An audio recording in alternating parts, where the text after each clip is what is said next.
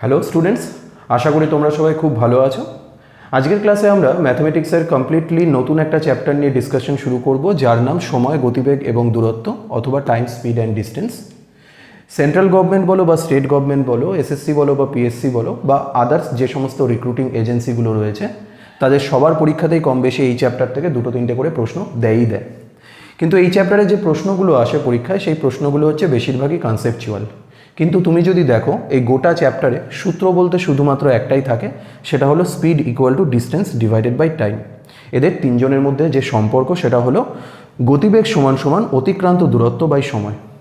কিন্তু দেখা গেছে এই একটা মাত্র সূত্রের সাহায্যে স্টুডেন্টরা যখন পরীক্ষার হলে এই চ্যাপ্টারের প্রবলেমগুলোকে সলভ করার চেষ্টা করে, সেটা কিন্তু যথেষ্ট টাইম টেকিং হয়ে যায়। তো এই সিরিজে পরপর কয়েকটা ক্লাসের মাধ্যমে আমরা বেশ কয়েকটা কনসেপ্ট শিখব, যে কনসেপ্টগুলোর মাধ্যমে আমরা দেখব যে চাকরির পরীক্ষায় এই চ্যাপ্টার থেকে কী ধরনের প্রশ্ন মূলত এসে থাকে এবং সেগুলোকে আমরা কিভাবে খুব সহজেই নিমেষের মাধ্যমে সমাধান করতে পারি, খুব কঠিন কোনো ফর্মুলা বা খুব কঠিন কোনো কনসেপ্ট ব্যবহার না করে।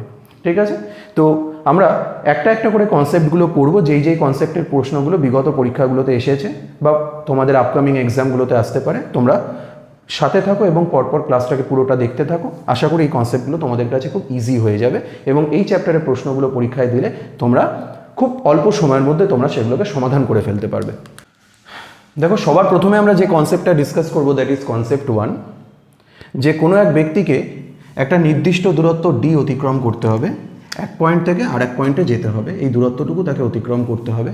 এটা তার বাড়ি থেকে স্কুল হতে পারে, বাড়ি থেকে অফিস হতে পারে বা যে কোনো কিছু। এবং তোমাকে বলে দেওয়া থাকলো যে এই ব্যক্তি এই দূরত্বটুকু অতিক্রম করলো, অর্থাৎ এক জায়গা থেকে আরেক জায়গায় গেল এক্স কিলোমিটার প্রতি ঘন্টা গতিবেগে।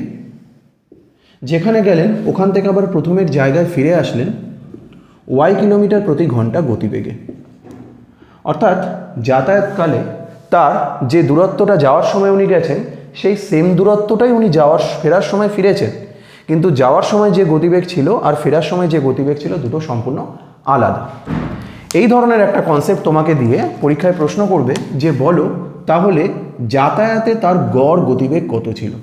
যদি যাওয়ার সময় এক্স কিলোমিটার প্রতি ঘন্টা গতিবেগ হয় এবং ফেরার সময় ওয়াই কিলোমিটার প্রতি ঘন্টা গতিবেগ হয়, তাহলে টোটাল যাতায়াতে বা টোটাল জার্নিতে তার গড় গতিবেগ কত ছিল। কিভাবে করবে এই ধরনের প্রশ্নগুলো? যদি এই ধরনের প্রশ্ন দেয়, গড় গতিবেগ বের করবে সিম্পলি এই ফর্মুলাটার সাহায্যে, যে ভি ইকুয়াল টু 2xy বা এক্স প্লাস ওয়াই। এটাই হচ্ছে পুরো জার্নিতে তার অ্যাভারেজ ভেলোসিটি বা গড় গতিবেগ। ওকে, অ্যাভারেজ ভেলোসিটি বা গড় গতিবেগ। এই ফর্মুলাটা কোথায় খাটবে? যেখানে যেখানে এই ডিস্টেন্সটা বা দূরত্বটা ফিক্সড থাকবে। ঠিক আছে, তো এই কনসেপ্টের উপর আমরা বেশ কিছু প্রবলেম সলভ করি, তাহলে আমাদের আইডিয়া ক্লিয়ার হবে এবং এই কনসেপ্টের সাথে আরও যে সমস্ত কনসেপ্টগুলো আসে সেগুলো আমরা একটা একটা করে করব। দেখো, প্রথম যে প্রশ্নটা দিয়েছে সেটা হলো a person goes to a place with a velocity 36 kilometre per hour and returns to the initial place with a velocity of 45 kilometre per hour. অর্থাৎ এক ব্যক্তি কোনো এক জায়গায় গেলেন, যাওয়ার সময় 36 কিলোমিটার প্রতি ঘন্টা গতিবেগে গেলেন। এক ব্যক্তি কোনো এক জায়গায় গেলেন, যাওয়ার সময় তার গতিবেগ ছিল 36 কিলোমিটার প্রতি ঘন্টা, আর ওই জায়গা থেকে ওই একই দূরত্ব তিনি ফিরে এলেন, ফেরার সময় তার গতিবেগ ছিল 45 কিলোমিটার প্রতি ঘন্টা। যাতায়াতে তার গড় গতিবেগ চেয়েছে। তোমাদের যাদের ইংরেজিতে প্রশ্ন করতে অসুবিধা হয়, তোমাদের জন্য নিচে বাংলা ট্রান্সলেশন করে দেওয়া আছে, ওইখান থেকে তোমরা প্রশ্নগুলোকে দেখে নিও, কিন্তু সলভ করো। আচ্ছা, তাহলে আমাদের জানতে চেয়েছে যে এই ব্যক্তির গড় গতিবেগ কত। কি করে বের করবো আমরা এই ধরনের প্রশ্নগুলোর ক্ষেত্রে? আমরা একটু আগে শিখেছি যে গড় গতিবেগ বের করার ফর্মুলা হচ্ছে 2xy divided by x plus y, যেখানে 2 ইন্টু প্রথমে বসাবো আমরা এক্স আছে, অর্থাৎ যাওয়ার সময় তার বেগ কত ছিল? যাওয়ার সময় গতিবেগ ছিল 36, ফেরার সময় গতিবেগ হলো 45, আর নিচে এই গতিবেগ দুটোকে যোগ করে দেবো। যোগ করলে কত আসছে এখানে? 2 ইন্টু 36 ইন্টু 45, আর নিচে যদি আমরা এদেরকে যোগ করি 6 5 11 1 হাতে 1 4 5 7 একে 8। ঠিক আছে, 9 দিয়ে কাটলে 9 9 81, 5 9 45, 4 9 36, 4 5 20, 20 দুগুণে 40 কিলোমিটার প্রতি ঘন্টা। অর্থাৎ আমাদের অ্যান্সার চলে আসলো। দেখো কত সহজে, যে যাতায়াতে সমগ্র যাতায়াত ওই ব্যক্তির গড় গতিবেগ ছিল 40 কিলোমিটার পার আওয়ার। ঠিক আছে, আশা করি বুঝতে পেরেছো। চলো আমরা চলে আসি পরের প্রশ্নে। দেখো পরবর্তী প্রশ্নটা কি বলেছে? পরবর্তী প্রশ্নটা বলেছে যে Priya covers a certain distance by her car at a speed of 17 kilometre per hour. অর্থাৎ প্রিয়া তার গাড়ি করে এক জায়গা থেকে আর এক জায়গায় গেল 17 কিলোমিটার প্রতি ঘন্টা গতিবেগে, এবং সে ফিরে এলো ওই জায়গা থেকে 21 কিলোমিটার প্রতি ঘন্টা গতিবেগে। অর্থাৎ ফেরার সময় তার গতিবেগ কত ছিল? ফেরার সময় তার গতিবেগ ছিল 21। তাহলে জানতে চেয়েছে তার যাত্রাপথে তার গড় গতিবেগ কত ছিল। CHSL 2021-এ এসেছিল প্রশ্নটা। আমরা দেখব এই প্রশ্নটাকে কি করে সহজে সমাধান করা যায়। ওই একই রকমভাবে আমরা গড় গতিবেগের জন্য যে ফর্মুলাটা ইউজ করে থাকি সেটা হলো v equal to 2xy divided by x plus y. তো এখানে প্রথম গতিবেগটা লিখব। প্রথম গতিবেগটা হলো 17, তাকে গুণ করব দ্বিতীয় গতিবেগটা দিয়ে যেটা হলো 21, আর নিচে কি করব? নিচে দুটো গতিবেগকে যোগ করে দেব, 17 প্লাস 21। ঠিক আছে, তাহলে দেখো 2 ইন্টু 17 ইন্টু 21 নিচে যোগ করলে কত হচ্ছে? 20, 30, 37, 38। এখন 2 দিয়ে যদি 38কে কাটো 19। ঠিক আছে, এরপর দেখবে আর কাটাকুটি যাচ্ছে না, তো তোমাকে ভাগ করে এটাকে পূর্ণ সংখ্যায় নিয়ে আসতে হবে, কারণ অ্যান্সারগুলো সবকটা পূর্ণ সংখ্যায় দিয়ে দিয়েছে। তো এটাকে ভাগ করবে, ভাগ করে তোমাকে পূর্ণ সংখ্যায় নিয়ে আসতে হতে পারে। নতুবা এইভাবে দেখো, এই যে অ্যান্সারটুকু আসলো সেখানে কাটাকুটি আর না করা গেলেও নিচে কত আছে? হর আছে 19, এবং তোমার কাছে যে অপশানগুলো দেওয়া আছে চারটে অপশানের মধ্যে একমাত্র প্রথম যে অপশানটা রয়েছে তারই হরে আছে 19। সুতরাং এটাই হবে আমাদের অ্যান্সার। 18 পূর্ণ 15/19 অর্থাৎ 18, 15 বা 19 এটাই হবে তার গড় গতিবেগ, অ্যাভারেজ ভেলোসিটি। বোঝা গেল? এইভাবে সলভ করতে হবে অঙ্কগুলোকে তাড়াতাড়ি করে। চলে আসি আমরা পরবর্তী প্রশ্নে। এরপর চলে আসি 3 নম্বর প্রশ্নে। 3 নম্বর প্রশ্ন বলছে দেখো, a man travelled to his office at a speed of 24 kilometre per hour. অর্থাৎ এক ব্যক্তি 24 কিলোমিটার প্রতি ঘন্টা গতিবেগে অফিসে যান। পরের দিন তিনি তার গতিবেগকে কমিয়ে দেন, কমিয়ে 16 কিলোমিটার প্রতি ঘন্টা গতিবেগে পরের দিন অফিসে যান। তাহলে এই 2 দিনের জার্নিতে তার অ্যাভারেজ স্পিড বা গড় গতিবেগ কত? একদিন তিনি গেছেন 24 কিলোমিটার গতিবেগে, পরের দিন তিনি গেছেন 16 কিলোমিটার প্রতি ঘন্টা গতিবেগে। এখন এটা যদি ওই ব্যক্তির বাড়ি হয় আর এটা যদি ওই ব্যক্তির অফিস হয়, উনি প্রথম দিন গেছেন কত গতিবেগে? 24 কিলোমিটার প্রতি ঘন্টা গতিবেগে। ঠিক এই দূরত্বটুকু গেছেন বাড়ি থেকে অফিস, হোম টু অফিস। আবার দ্বিতীয় দিনও তিনি কিন্তু ওই একই দূরত্বই গেছেন 16 কিলোমিটার প্রতি ঘন্টা গতিবেগে। অর্থাৎ এই 2 দিনের জার্নিতে তার যে গতিবেগটা ছিল সেই গতিবেগটা, তার যে দূরত্বটুকু ছিল অতিক্রান্ত দূরত্ব, সেটা কিন্তু চেঞ্জ হয়নি, গতিবেগ চেঞ্জ হয়েছে। অতিক্রান্ত দূরত্ব কিন্তু চেঞ্জ হয়নি। আমি তোমাদের বলেছিলাম যখন এই অতিক্রান্ত দূরত্বটা ধ্রুবক থাকবে তখন কোনো ব্যক্তি এক স্থান থেকে আরেক স্থানে গিয়ে ফিরে আসুক বা একই স্থানে দুবার যাক, গড় গতিবেগ বের করবো আমরা ওই একই ফর্মুলার সাহায্যে, যেটা হলো 2xy divided by x plus y. তো এখানেও আলাদা কোনো কিছু নয়, এই একই ফর্মুলার সাহায্যে এই ধরনের প্রবলেমগুলোকেও তোমরা সলভ করতে পারো। চলো মানগুলো বসিয়ে দিই। মানগুলো বসিয়ে দিলে 2 ইন্টু যাওয়ার সময় গতিবেগ কত ছিল? 24, আর পরের দিন গতিবেগ যাওয়ার সময় কত ছিল? 16। নিচে হবে 24 প্লাস 16, তাহলে 2 ইন্টু 24 প্লাস ইন্টু 16, আর নিচে 20, 30, 40। 2 দিয়ে 40কে কাটলে 20, আবার 4 দিয়ে কাটলে 4 4 16, 4 5 20, 4 24 কত হবে? 96/5। 96কে 5 দিয়ে ভাগ করলে 96 দ্বিগুণে 192, 19.2 কিলোমিটার প্রতি ঘন্টা। তো ওই ব্যক্তি এই 2 দিনে যিনি অফিস গেলেন, 2 দিন অফিস যাওয়াতে গড় গতিবেগ কত ছিল? 19.2 কিলোমিটার প্রতি ঘন্টা। আশা করি ক্লিয়ার হয়েছে এই কনসেপ্টগুলো। এখন এই যে প্রথম কনসেপ্টটা আমরা শিখলাম, যেখানে আমরা গড় গতিবেগ বের করা শিখলাম এই ফর্মুলাটার সাহায্যে।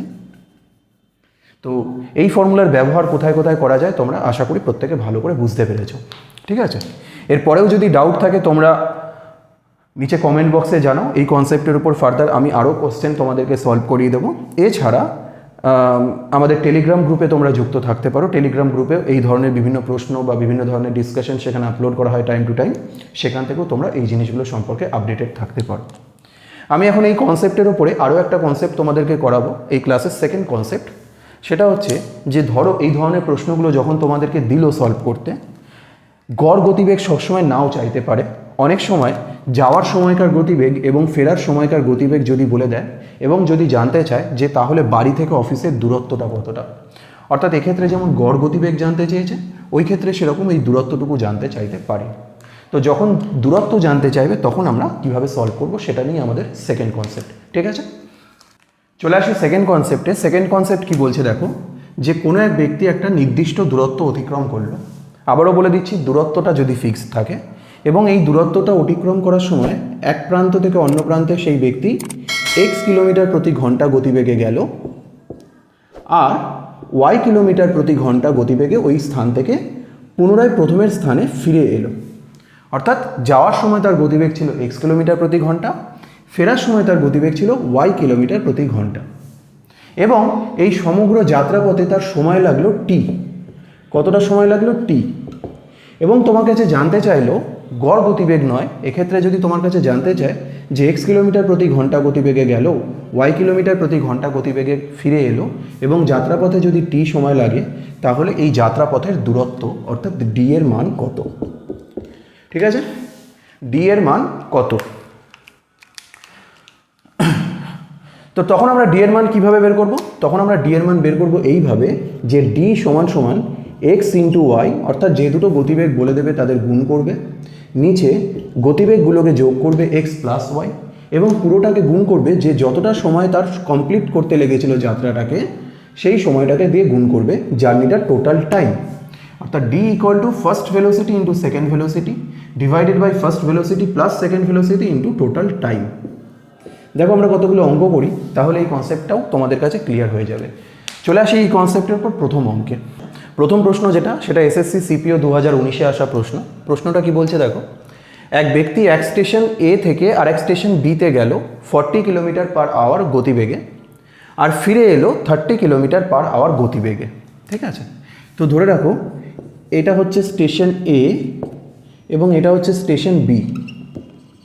উনি এক স্টেশন থেকে আরেক স্টেশনে গেলেন, যাওয়ার সময় তার ভেলোসিটি ছিল 40 কিলোমিটার পার আওয়ার আর ফেরার সময় তার ভেলোসিটি ছিল 30 কিলোমিটার পার আওয়ার।